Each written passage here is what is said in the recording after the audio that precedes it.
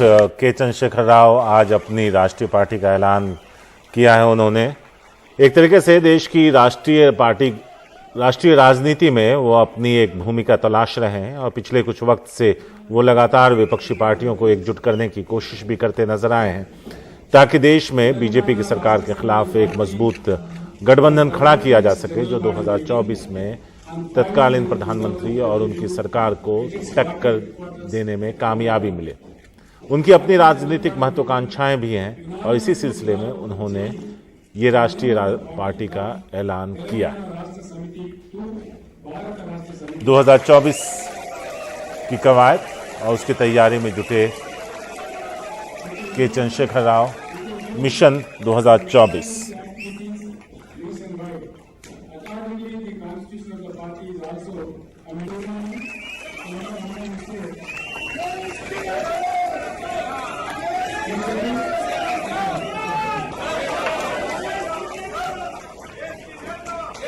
बताया जा रहा है कि तेलंगाना राष्ट्र समिति हो जाएगी भारतीय राष्ट्र समिति बीआरएस।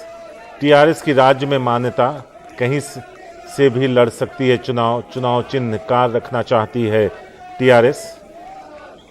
केसीआर क्या दे पाएंगे प्रधानमंत्री मोदी को चुनौती।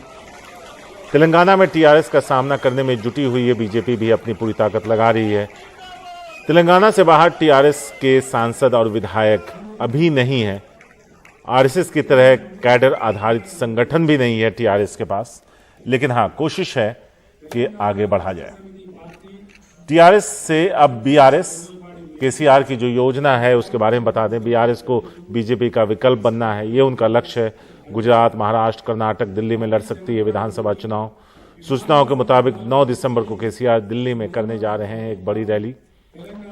देश में घूमने के लिए 12 सीटों वाले विमान का इस्तेमाल करेंगे केसीआर, ये खबर है सूत्रों के मुताबिक। जनता के मुद्दों के साथ राष्ट्रीय राजनीति में आने का इरादा है, मोर्चे या फिर अपना एक ग्रुप बनाकर नहीं। अलग अलग राज्यों में तेलंगाना की कल्याणकारी योजनाओं के बारे में बताएंगे जाकर पार्टी के नेता। केसीआर दशहरे के बाद महाराष्ट्र और झारखंड का भी दौरा करेंगे।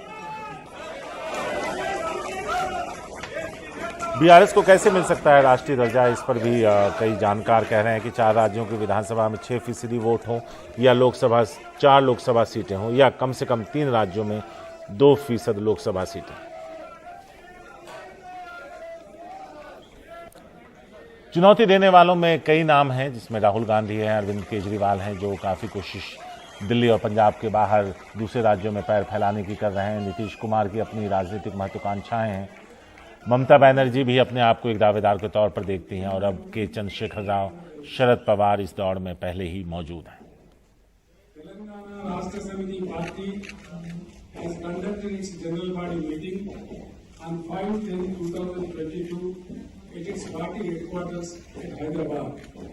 The party general body meeting unanimously resolved to change the name of the party from Telangana Rashtra Samiti to Bharat Rashtra Samiti.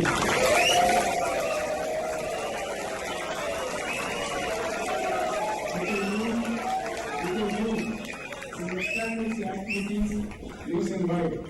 Accordingly, the constitution of the party is also amended.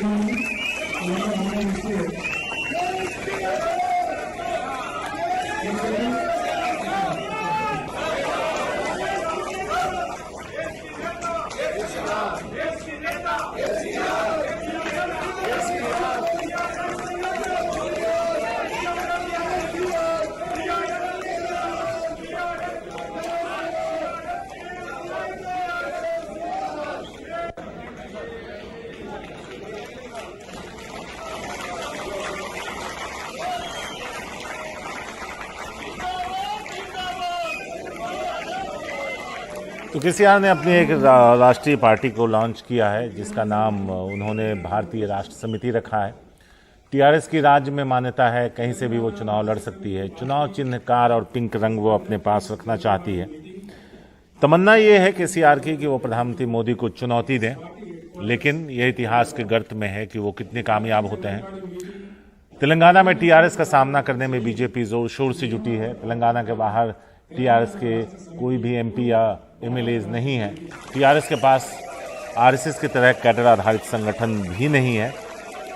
TRS से BRS, KCR की जो योजना है उसके बारे में बता दें, वो बीजेपी का विकल्प बनना चाहती है। गुजरात, महाराष्ट्र, कर्नाटक, दिल्ली में लड़ सकती है विधानसभा चुनाव। जो खबर है उसके मुताबिक 9 दिसंबर को दिल्ली में केसीआर एक बड़ी रैली करने जा रहा है।